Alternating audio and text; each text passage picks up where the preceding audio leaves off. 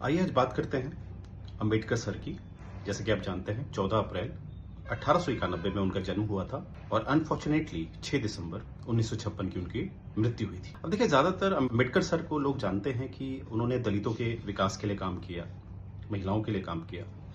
पर आज का मेरा जो उद्देश्य है ये समझाने का कि उन्होंने कहीं ना कहीं समाज के हर व्यक्ति के हित में काम किया।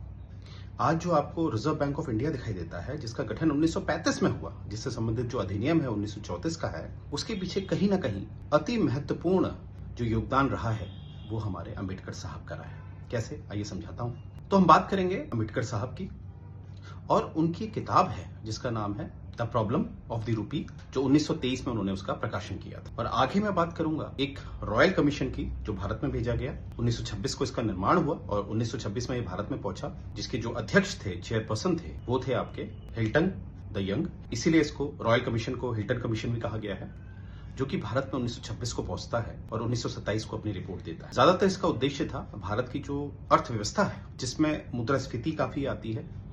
मुद्रास्फीति से मेरा मतलब है इन्फ्लेशन, उससे संबंधित ये भेजा गया था। यहां पर हमें दिखता है कि भारत की तरफ से जो एक्सपर्ट व्यक्ति को बैठाया गया वो थे हमारे आदरणीय भीमराव अंबेडकर सर। इन्होंने अपनी किताब में जो 1923 में प्रकाशन था, निवेदन किया सभी से इसको पढ़ने का। सभी से मेरा यहां तात्पर्य है जो हिल्टन कमीशन के जो जितने भी सदस्य थे उनसे निवेदन किया, और उसको जब पढ़ा गया तो उसमें हर एक बात तथ्यपूर्ण थी। जैसे कि हम बात करेंगे कि जो किताब लिखी थी अंबेडकर साहब ने 1923 में, the problem of the rupee, उसमें क्या था, उसका एक थीम क्या था, तो उसके बारे में बताना चाहता हूं कि उसमें हमारे अंबेडकर सर ने जो उस समय की व्यवस्था चल रही थी उसकी आलोचना करी थी। पूरी तरह से नहीं, परंतु कहीं ना कहीं उसकी एक आलोचना करी थी। कैसे, अब मैं समझाता हूं। देखिए, सबसे पहले क्या होता था कि एक जो करेंसी है उसके लिए एक स्टैंडर्ड होता था जिसे हम गोल्ड स्टैंडर्ड करते हैं। गोल्ड स्टैंडर्ड का मतलब होता है कि जितना सोना आप रखेंगे उतनी ही करेंसी आप छापेंगे, जितना सोना उतनी करेंसी। अब देखिए, ये उन देशों के लिए बड़ा चुनौतीपूर्ण है जो देशों के पास उतने गोल्ड के रिजर्व्स नहीं है, क्या उनके पास साधन नहीं है कि वो अपने गोल्ड के रिजर्व ढूंढ पाए। तो भारत की स्थिति ये नहीं थी। फिर हमारा दूसरा जो पैटर्न आया वो आया, पहले मैंने बताया गोल्ड स्टैंडर्ड, जिसमें जितना सोना उतना पैसा, आपकी करेंसी उसमें डायरेक्ट लिंक हो सकती है।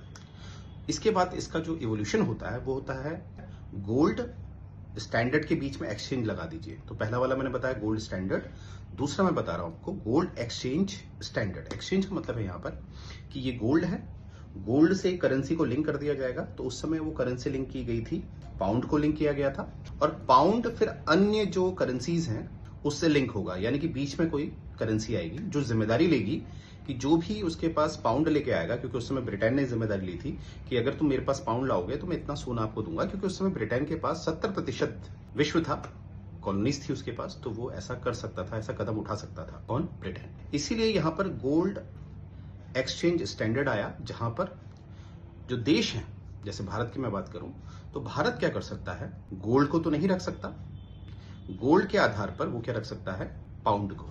अब देखिए, इस बात से कहीं ना कहीं अंबेडकर सर संतुष्ट पूरी तरह से नहीं थे। इस किताब में यही बताना चाह रहे थे कि प्रॉब्लम क्या थी भारत में, कि गोल्ड एक्सचेंज रेट या गोल्ड एक्सचेंज स्टैंडर्ड तो रखा गया था जहां पर मुख्य करेंसी थी पाउंड, परंतु यहां पर इसको कोई रेगुलेट करने के लिए नहीं बैठा था। वही बात है, आपकी गाड़ी की टंकी में अगर मीटर ना हो जो बताता है कि फ्यूल कितना है, तो कोई भी भरेगा तो अंदाजे से भरेगा, तो कभी कभी ओवरफ्लो भी कर सकता है या बहुत कम भी कर सकता है, क्योंकि आपको गेज जो है, वो जो मीटर है वो नहीं है, तो पता कैसे चलेगा। तो अंबेडकर सर ने यही बताया था कि गोल्ड एक्सचेंज स्टैंडर्ड को आपने रेगुलेट करना है किसी संस्थान से, किसी इंस्टीट्यूशन से, ना कि सरकार पे से छोड़ना है। वो इंस्टीट्यूशन जो है वो अपने में एक एक्सपर्ट होना चाहिए, अर्थात सरकार राजस्व से संबंधित काम करे, पर ये जो रेगुलेशन है, कितनी करेंसी छापनी है, कितनी करेंसी नहीं छापनी है, ये किसी एक विशेष संस्थान का कार्य होना चाहिए, और ये विशेष स्थान कहीं ना कहीं अपने आप में एक्सपर्ट होना चाहिए। अर्थात वो चाहते थे कोई इंस्टीट्यूशन एस्टैब्लिश हो जो रेगुलेट करे।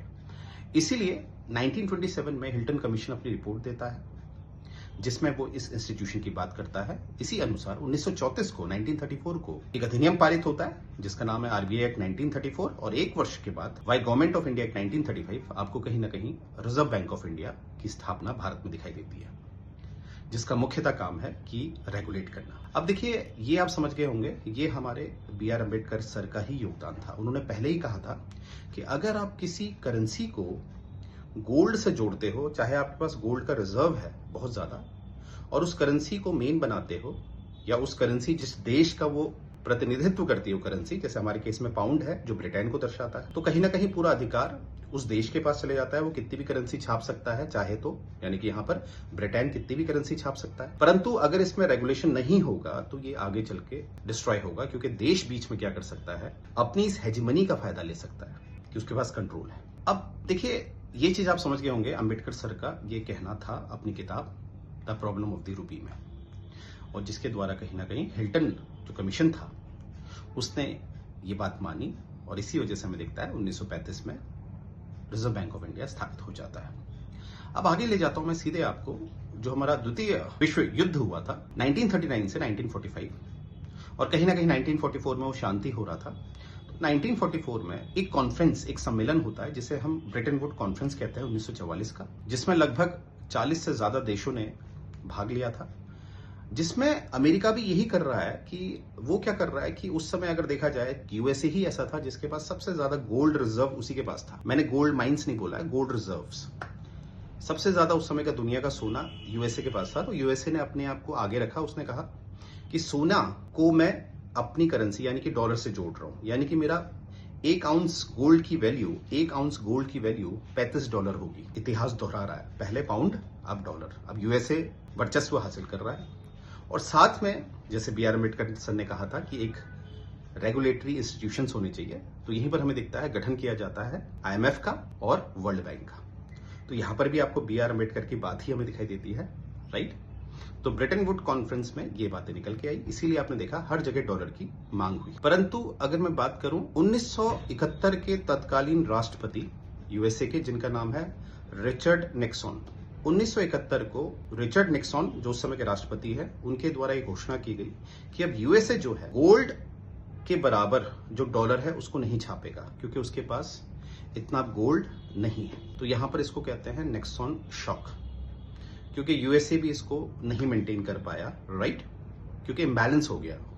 यूएसए ने ज्यादा डॉलर छाप दिए कंपैरेटिवली गोल्ड रिजर्व के। गलती हो सकती है, ह्यूमन एरर हो सकता है, इसीलिए 1971 में 1971 में इसको निष्कासित किया गया तत्कालीन राष्ट्रपति रिचर्ड निक्सन के द्वारा, जिसे निक्सन शॉक कहा गया। और उसके बाद हमें क्या दिखाई देता है, तब से एक नया ट्रेंड चला जहां पर मार्केट बेस एक्सचेंज रेट तय किया गया, जिसे आप कह सकते हैं ये किस सिद्धांतों पर चलता है, जैसे एडम स्मिथ ने हमें बताया था, invisible hand, demand and supply के आधार पर। तो आज जो आपकी मुद्रा के जो करेंसी होती है आपकी, उसके जो रेट तय होते हैं वो डिमांड और सप्लाई के हिसाब से होते हैं, राइट। जैसे वर्तमान में आप देखते हैं युद्ध, फारस की खाड़ी, पर्शियन गल्फ में जो युद्ध हो रहा है, उसकी वजह से आप देख रहे होंगे कि डिमांड सप्लाई की वजह से आपका जो भारत की करेंसी है, भारत का जो इंडियन रूपी है, उसका मूल्य गिरता जा रहा है, क्योंकि डॉलर का मूल्य बढ़ रहा है।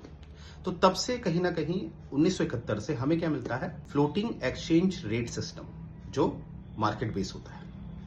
तो यहां पर आप एडम स्मिथ को डाल सकते हैं थ्योरी ऑफ लेसेस फेयर में। अब क्वेश्चन है कि सर आज भी हमें डॉलर का ही वर्चस्व क्यों दिखाई देता है?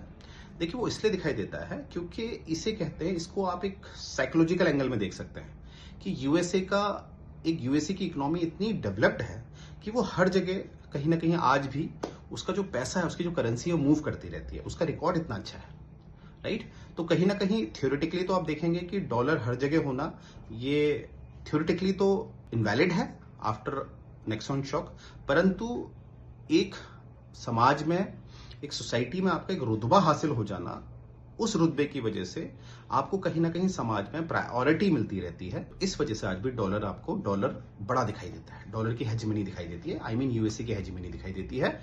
परंतु याद रखिएगा 1971 से we have floating exchange rate system. एक बार और, सिंस 1971 से we have floating exchange rate system. तो आपको समझ में आया होगा कि हमारा किस तरह से, आपने देखा जो हमारे बाबा साहब की जो किताब है the problem of the Indian rupee, उसके द्वारा किस तरह से संस्थान बना, जिसे हम आरबीआई कहते हैं। और भारत में आप जानते हैं, अगर मैं मॉनेटरी पॉलिसी कमेटी की बात करूं जो आरबीआई से संबंधित है, जिसका मुख्य उद्देश्य है कि जो वो इन्फ्लेशन है उसको 2 से लेकर 6 के मध्य रखता है।